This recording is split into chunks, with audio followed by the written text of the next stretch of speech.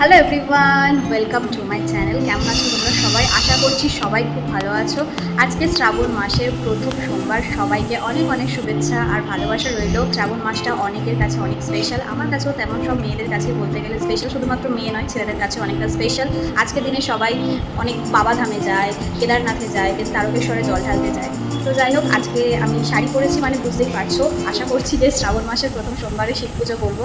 তো আর অ্যাকচুয়ালি আমি করতাম না, বাট রিসেন্টলি একটা পুজো হওয়ার কারণে আমাকে এবার থেকে শিব পুজোটা তুলতে হয়েছে।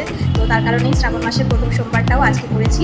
তো আজকে আমি কী কী করি না করি, আমি আমার জীবনের ফার্স্ট শ্রাবণ মাসের প্রথম সোমবার করা, তো সেটাকে আমি কীভাবে ফুলফিল করি, কী কী করি, সেটা তোমাদের সঙ্গে শেয়ার করবো পুরো ভিডিওটার মাধ্যমে। অবশ্যই ভিডিওটা দেখো, আশা করছি খুব ভালো লাগবে। আপাতত আমি এখন যাচ্ছি হচ্ছে পুজো করতে, তো তোমাদেরকে দেখাবো যে পুজোটা আমি কীভাবে করি। মোটামুটি ব্রাহ্মণ ঠাকুর যেরকম বলেছিল, তো সেই হিসেবেই চেষ্টা করবো করার। এবার বাকিটা জানি না কতটা কি করতে পারবো। তো চলো দেখা যাক কীভাবে পুজোটা করি এবং আমি সারাদিন কী কী খাই আজকের দিনে, তো সেটা তোমাদের সাথে পুরো ভিডিওটার মাধ্যমে শেয়ার করছি। পুরো ভিডিওটা দেখতে থাকো, আশা করছি খুব ভালো লাগবে তোমাদের। তো এখানে আমাদের দুটো মহাদেব আছে। একটা মহাদেব আমাদের অনেক দিন আগের, আর রিসেন্টলি একটা মহাদেব আনা হয়েছে, মহাদেবের মূর্তি আনা হয়েছে। তো এখন আমি তোমাদেরকে দেখাচ্ছি। এখানে রুদ্রাক্ষের মালা দেখতেই পাচ্ছ, যেটা আমি পরবো। আর তার পাশাপাশি আমি হাতেও পরে নিয়েছি রুদ্রাক্ষ। এখানে হাতে আর কি রিসেন্টলি আর কি করলাম, এই সবেই মা সুতো দিয়ে আর কি করে দিল। এটা পুজোর সময় পরার জন্য আমাকে ঠাকুরমশাই বলেছিলেন, তো ওই জন্য জাস্ট পুজো করব বলে পরে নিয়েছি। আর এখানে রুদ্রাক্ষের মালা আছে, যেটা আমি এই মুহূর্তে পরবো। এখানে চলো এবার রুদ্রাক্ষের মালাটা তো হাতে পরে নিয়েছি একটা, এবার আরেকটা মালা যেটা আছে সেটাকে এবার আমি গলায় পরে নেব। এটা অনেকটাই বড়, তো তার কারণে আমি এটা সবসময় যখনই পরি না কেন দুটো ভাঁজ করে এইভাবে আমি পরে নিই রুদ্রাক্ষের মালা। প্রথমত বলি, ঘি হলো পঞ্চামৃতের একটি প্রধান অংশ, যা মহাদেবকে নিবেদনের মাধ্যমে ভক্তের মন এবং আত্মা দুই শুদ্ধ হয়ে থাকে। এবং শ্রাবণ মাসে মহাদেবকে ঘি নিবেদনের মাধ্যমে আমরা ভক্তরা মহাদেবের বিশেষ আশীর্বাদ গ্রহণ করে থাকি। পঞ্চামৃতের আরেক বিশেষ উপাদান মধু, যা নিবেদনের মাধ্যমে মনে করা হয় যে এই মধু আমাদের শিবলিঙ্গের ফাটল এবং ভঙ্গুরতা কমায় এবং মহাদেবের ক্রোধ শীতল করতে সাহায্য করে। হিন্দু ধর্মে শিবলিঙ্গে দুধ নিবেদন করা বা দুগ্ধাভিষেক করা একটি পবিত্র প্রথা। বিশ্বাস করা হয় যে মহাদেবকে দুধ নিবেদন করলে মহাদেব প্রসন্ন হন এবং ভক্তের সমস্ত মনস্কামনা তিনি পূরণ করে থাকেন। দুধ অভিষেক করার সময় অবশ্যই পিতলের পাত্র ব্যবহার করতে হবে এবং তোমরা যদি চাও পঞ্চামৃতের মধ্যে 4টি দ্রব্যও তোমরা দুধের মধ্যে মিশিয়ে নিতে পারো, যেমন দই, ঘি, মধু এবং চিনি। এবং সর্বদা উত্তরমুখী শিবলিঙ্গ রেখে তবেই সেবা দেওয়া উচিত।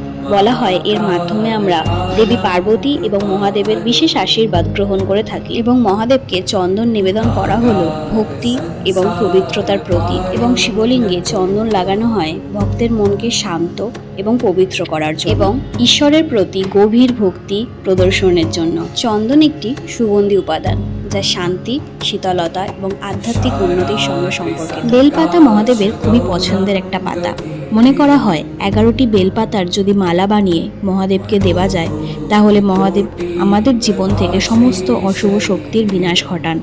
এইভাবেই প্রথম শিবলিঙ্গর পুজো আমি সম্পন্ন করলাম। এবারে চলো আমাদের বাড়িতে আরেক যে শিবলিঙ্গ রাখা আছে তাকেও পুজো করা যাক। যেমনভাবে আমি আগের বার পুজো করলাম ঠিক তেমনভাবেই এবারেও পঞ্চামৃতের মাধ্যমে আমি এখানে পুজো করে নেব। তোমরাও কিন্তু এইভাবেই পুজো করে নিও। অনেক অজানা তথ্য আমি ভিডিওর মাধ্যমে তোমাদের জানানোর চেষ্টা করছি।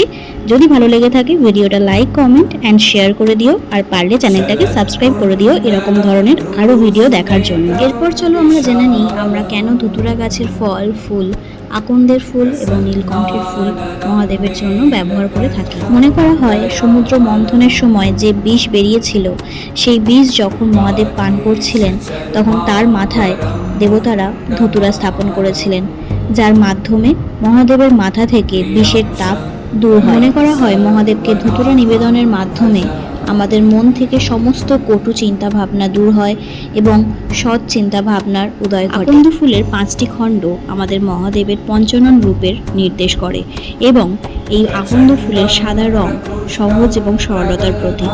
আমাদের ভোলেনাথও সহজ এবং সাদাসিধে, তাই আকন্দ ফুল আমাদের মহাদেবের খুবই প্রিয় একটি ফুল। বেলপাতার সাথে সাথে বেলফুলও মহাদেবের খুবই পছন্দের একটি ফুল, তাই আমরা বেলপাতার সাথে সাথে বেলফুলও মহাদেবকে নিবেদন করে থাকি, যার মাধ্যমে মহাদেব আমাদের ওপর প্রসন্ন হন। শ্রাবণ মাসে ফল নিবেদনের অর্থ হলো তার প্রতি ভক্তি এবং শ্রদ্ধা জানানো। আবার এমনও মনে করা হয় শ্রাবণ মাসের প্রতি সোমবারে একটি করে ফল নিবেদনের মাধ্যমে আমরা মাতা পার্বতী এবং মহাদেবের বিশেষ আশীর্বাদ গ্রহণ করে থাকি। আমরা অনেকেই ভাবি এই শ্রাবণ মাসকেই কেন মহাদেবের জন্য বেছে নেওয়া হয়েছে। তার প্রধান দুটি কারণ হলো শ্রাবণ মাস মহাদেবের প্রিয় একটি মাস এবং এই শ্রাবণ মাসে মহাদেব বিশেষ রূপে সন্তুষ্ট হন। শ্রাবণ মাসের প্রতিটা সোমবারই মহাদেবের নামে উৎসর্গ করা আছে, তাই আমরা ভক্তরা এই সোমবারগুলোতেই পুজো করে থাকি মহাদেবের জন্য। ভক্তি এবং নিষ্ঠার মাধ্যমে পুজো করলে মহাদেব অবশ্যই আমাদের সকলের মনস্কামনা পূরণ করে থাকেন। এই সবাই বেরোলাম পুজো করে, পুজো কমপ্লিট হয়ে গেছে। পুজো করতে করতে পুরো ঘেমে স্নান হয়ে গেছে একদম আরেকবার। তো যাই হোক, পুজোটা কমপ্লিট হলো। যদি কোনো ভুলভ্রান্তি থেকে থাকে অবশ্যই কিন্তু যারা জানো তারা কমেন্ট সেকশনে আমাকে জানিয়ে যেতে পারো। আমি তাহলে সেখান থেকে নেক্সট সোমবারে অবশ্যই দেখবো যে সেই ভুলভ্রান্তিগুলো ঠিক করে যতটুকু সম্ভব আরও ভালো করে পুজোটা করার। আর আজকের পুজোটা করতে পেরেছি কি পারিনি সেটা অবশ্যই ভিডিওটা দেখে আমাকে জানিও।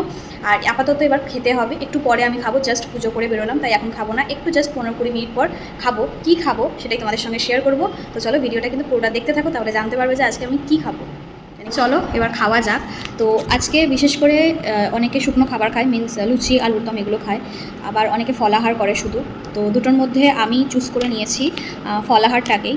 তো আমি মানে আমার এটা আর কি নিজের মন থেকে আর কি আসা যে আমি শ্রাবণ মাসের প্রথম সোমবারগুলোতে শুধুমাত্র ফলাহার করব। আর বাকি দিনগুলো তো নর্মাল ঠিক আছে, বাট সোমবার করে মহাদেবের পুজো করে আমি শুধুমাত্র ফলাহার করব। তো আমি ফল দিয়ে বসে গেছি। তো কী ফল খাচ্ছি আপাতত, তো সেটা তোমাদের সঙ্গে শেয়ার করছি। তো দেখো কী ফল আপাতত আমি খাচ্ছি। এই দিনগুলোতে বিশেষভাবে ফলাহার করে অনেকেই মহাদেবের প্রতি ভক্তি এবং শ্রদ্ধা নিবেদনের জন্য। ফলাহার হলো মহাদেবের কাছ থেকে আশীর্বাদ নেওয়ার একটি পথ বলতে পারো, তাই অনেকেই ফলাহারকেই বেছে নেয়। সাধারণত দুধ, দই, মিষ্টি এবং ফল এগুলোকেই ফলাহার হিসেবে বলা হয়ে থাকে। আমিও এখানে নিয়ে নিয়েছি একটু মিষ্টি এবং কিছু ফল। আপাতত আপেল বা আম এরকম কিছু একটা খাবো, খেয়ে আজকের ফলাহারটা আমি সম্পন্ন করব। খাওয়া হয়ে গেছে, একটা আপেল আর একটা কলা খেয়েছি আর একটু মিষ্টি খেয়েছি। এটাই হচ্ছে আজকে আমার লাঞ্চ। তো বিকালবেলা দেখা যাক, যদি পেয়ারা খাই খাবো, মোটামুটি ফলের মধ্যে দিয়েই খাবো। তো একবেলার খাবার তোমাদের সঙ্গে শেয়ার করলাম, এরপর হচ্ছে নেক্সট কী খাচ্ছি তোমাদের সঙ্গে শেয়ার করব। আর ভিডিওটা তোমাদের কেমন লাগছে আপাতত সেটা অবশ্যই জানিও। যদি তোমরা ভালোবেসে থাকো ভিডিওটা তাহলে ডেফিনেটলি একটা লাইক, কমেন্ট আর বন্ধুদের সঙ্গে শেয়ার করতে একদম ভুলো না। আর হ্যাঁ, অবশ্যই আমার চ্যানেলটাকে সাবস্ক্রাইব করো। এরকম সুন্দর সুন্দর ভিডিও পেতে গেলে অবশ্যই কিন্তু আমার সঙ্গে থেকো, পাশে থেকো। তো বাজে হচ্ছে রাত্রিবেলা প্রায় 9:30। তো এখন আমি রাত্রিবেলা ডিনারটা করে নিচ্ছি। আপেল খাচ্ছি, এই যে আপেলগুলো কাটা আছে, আপেল খাচ্ছি আর একটু আম খেয়েছি। আর বিকালবেলা দিকটা করেও খুব খিদে পেয়ে গিয়েছিলো, তো তখন আমি ঠাকুরের যে প্রসাদগুলো ছিল আর কি, তো ওই প্রসাদগুলো খেয়েছিলাম। আর এখন এই যে আপেল খাচ্ছি আর আম খেলাম, ব্যাস এটাই আজকের মতো আর কি শ্রাবণ মাসের প্রথম সোমবারে ফলাহার যেটাকে বলে। তো আজকের মতো কমপ্লিট করলাম এইভাবে। যাই হোক, জানি না কতটুকু করতে পারলাম। তো যদি কোনো মিস্টেক হয়ে থাকে অবশ্যই আমাকে জানিও, যে কোথায় কোনো কিছু যদি ত্রুটি হয়ে থাকে বা ভুল হয়ে থাকে তাহলে অবশ্যই কিন্তু আমাকে জানিও। প্রতিটা সোমবার ভালোভাবে এইভাবেই যেন কাটিয়ে দিতে পারি, আশীর্বাদ করো।